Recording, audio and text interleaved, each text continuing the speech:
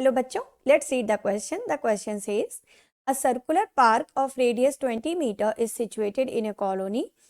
Three boys, Ankur, Syed and David are sitting at equal distance on its boundary, each having a toy telephone in his hands to talk each other. Find the length of the string of each phone. तो एक circular park है, ये park हो गया, ठीक है। इसमें तीन बॉयज बैठे हुए हैं और तीनों इक्वल डिस्टेंस पर हैं इसकी बाउंड्री पर। तो एक की पोजीशन ये मान ली, ये हो गया अंकुर, दूसरा हो गया सैयद और तीसरा है डेविड। ओके, ये तीनों इक्वल डिस्टेंस पर हैं, तो हमने इनको ज्वाइन कर लिया, ये और एस टी को भी मिला लिया, ठीक है। अब इसके बाद देखिए, सर्कुलर पार्क की रेडियस 20 मीटर दे रखी है, ठीक है। ये बॉयज़ की पोजीशन हो गई और इनके हर एक के पास एक टॉय टेलीफोन है ना, उसमें एक स्ट्रिंग लगी हुई है, तो जिससे वो एक दूसरे से बात कर सकते हैं। वो एक मतलब एक गेम है, एक टॉय है उसके थ्रू। तो ये जो AS, AD और SD ये तीनों बराबर हैं, क्योंकि ये डिस्टेंसेस सेम दे रखी है ना। आर्क AS बराबर है आर्क AD के इक्वल टू आर्क SD के। जब ये आर्क्स बराबर है तो इनके करस्पॉन्डिंग जो कॉर्ड्स हैं ना, AS, AD और SD ये भी बराबर होंगी। This means AS equal to SD equal to AD, ये तीनों कॉर्ड्स भी बराबर होंगी, ठीक है। तो इसके अकॉर्डिंग अगर हम ये देखें तो ये ट्राइंगल हमारा क्या हो गया, इक्विलैटरल हो गया। तो ट्राइंगल ASD इज इक्विलैटरल। अब जब ये इक्विलैटरल हो गया और अगर हम A से परपेंडिकुलर डालेंगे, ओके, तो A से डाला गया परपेंडिकुलर SD को क्या करेगा, बाइसेक्ट करेगा, ठीक है। और जब ये A से डाला गया परपेंडिकुलर SD को बाइसेक्ट कर रहा है, ठीक है, क्योंकि उसमें होता क्या है, हमारा जो वो होता है इक्विलैटरल ट्राइंगल होता है, उसमें मीडियन और परपेंडिकुलर बाइसेक्टर सेम होते हैं। In equilateral triangle, in equilateral triangle median and perpendicular bisector, median and perpendicular bisector are same. That means अगर हम AD मीडियन बनाएंगे, एक ही A से अगर हम मीडियन बनाएंगे तो परपेंडिकुलर बाइसेक्टर भी होगी, ठीक है। और सेंटर से डाला गया जो परपेंडिकुलर होता है वो बाइसेक्ट करता है। तो फाइनली हम ये कह सकते हैं ना कि A से जब हम परपेंडिकुलर डालेंगे तो वो O से होकर के जाएगा, ठीक है, और इसको बाइसेक्ट भी करेगा। ये पॉइंट हमने मान लिया M। So perpendicular from A passes to, this is passes through O and bisect SD, SD को बाइसेक्ट भी करेगा। तो इस हिसाब से अगर हम देखें तो M हो गया मिड पॉइंट, किसका, SD का। सो M is mid point of SD। अब जब M SD का मिड पॉइंट हो गया तो यहाँ पर 20 मीटर दे रखी है रेडियस, OS को ज्वाइन कर लेते हैं हम, ठीक है। OS को ज्वाइन कर लिया तो OS हो गई 20 मीटर, OS हो गई 20 मीटर, जो कि है ट्राइंगल इसकी सर्कल की रेडियस, ठीक है। और हमें सारी स्ट्रिंग्स की लेंथ निकालनी है। तो हमने ये मान लिया कि ट्राइंगल की जो साइड है वो 2A है। Let side of triangle ASD 2A। तो इसके अकॉर्डिंग AS, AD और SD ये तीनों 2A हो जाएंगे, ठीक है।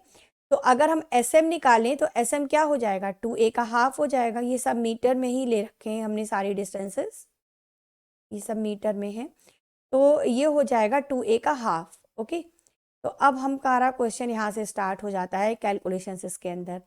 तो SM हमारा हो जाएगा SD/2 मीन्स 2A/2, तो ये हो गया A। अब ट्राइंगल ASM में हम लगा देते हैं पाइथागोरस थ्योरम, मीन्स हाइपोटेनियस जो कि यहाँ पर AS है, AS square equal to remaining two sides कौन कौन सी हैं, AM और SM, तो AM square plus SM square, तो ये हो जाएगा 2A square equal to AM square plus SM है कितना A स्क्वायर, तो ये आ गया 4A square equal to AM square plus A square, then AM square equal to 4A square से A स्क्वायर माइनस करेंगे 3A स्क्वायर हो जाएगा, स्क्वायर रूट ले लेते हैं, तो AM आ गया A√3 मीटर। ठीक है, तो ये AM निकल आया। अब हम निकालते हैं OM। अगर हम अपने डायग्राम में देखें तो OM को हम लिख सकते हैं AM माइनस OA। ठीक है, और OA क्या है, OA है रेडियस, तो OA को हम क्या ले सकते हैं, OA को भी तो 20 मीटर ले सकते हैं, है ना। तो AM माइनस OA, तो ये हो गया A√3 माइनस 20 मीटर, तो ये आ गया OM। अब ट्राइंगल OSM में हम फिर से अप्लाई करेंगे Pythagoras theorem. Now in triangle OSM by Pythagoras theorem. Pythagoras theorem means जैसे हम पीछे भी कर चुके हैं ना, कि जो सबसे बड़ी साइड होती है हाइपोटेन्यूज, इसका स्क्वायर मीन्स OS स्क्वायर बराबर होगा रिमेनिंग टू साइड के स्क्वायर के सम के, OM square plus SM square के। ठीक है, तो ये हो गया 20 स्क्वायर इक्वल टू A√3, जो वैल्यूज पता है सब यहाँ पुट कर देते हैं। अब इसके बाद होगा क्या, यहाँ से A की वैल्यू निकल आएगी, ठीक है ना, और जब A आ जाएगी तो उसका हम डबल कर देंगे, तो जो ट्राइंगल की साइड है वो आ जाएगी, और जो साइड है वही तो स्ट्रिंग की लेंथ है ना। तो मतलब फाइनली हम A निकालेंगे तो हमारा क्वेश्चन ऑलमोस्ट कंप्लीट हो जाएगा। तो 20 का स्क्वायर हो गया 400। अब यहाँ पर एक आइडेंटिटी यूज कर देंगे, ब्रैकेट के अंदर हम use identity A minus B whole square equal to A square plus B square minus 2AB, इस आइडेंटिटी को यूज कर देते हैं। तो ये हो जाएगा 400 इक्वल टू 3A स्क्वायर, भाई A√3 का स्क्वायर 3A स्क्वायर हो गया, 20 का स्क्वायर हो गया 400 माइनस 2A√3 इंटू 20, ये हो गया 2AB प्लस A स्क्वायर, 400 और 400 हो गया कैंसिल, 3A स्क्वायर और A स्क्वायर हो गया 4A स्क्वायर। ठीक है, और माइनस हो गया ये 22 40A√3, 40A√3 को माइनस का हो जाएगा ना, ये 40A√3 इक्वल टू 0। अब यहाँ से हम 4A कॉमन कर सकते हैं, तो A माइनस 10√3 इक्वल टू 0। तो अब अगर आप यहाँ पर लेंगे 4A इक्वल टू 0, तो 4A इक्वल टू 0 से हमें A की वैल्यू क्या मिलेगी, 0, और A की वैल्यू 0 तो पॉसिबल नहीं, क्योंकि ट्राइंगल की साइड 0 नहीं हो सकती है ना। तो side of triangle can not be 0, क्योंकि अगर A 0 होगा तो साइड भी 0 हो जाएगी ना। तो so this is can not be 0, तो ये A इक्वल टू 0 तो हम एक्सेप्ट नहीं करेंगे। अब हम ले लेते हैं जो दूसरा वाला हमारा ब्रैकेट है, उसको 0 को इक्वेट करते हैं। ओके, मीन्स ये A माइनस 10√3 इक्वल टू 0, अगर A माइनस 10√3 इक्वल टू 0 करेंगे तो A की वैल्यू हमें क्या मिल जाएगी, 10√3 मिल गई। ठीक है, तो अब हम SD निकाल सकते हैं ना। SD को क्या, SD का मतलब क्या है, 2A है ना, SD का मतलब है 2A, तो ये हो गया 2 इंटू 10√3 मीन्स 20√3 मीटर। तो यही हमारी आ गई स्ट्रिंग की length. So length of each string is 20√3 meter. Okay, this is your answer. Fine, hope you understand it well. Thank you.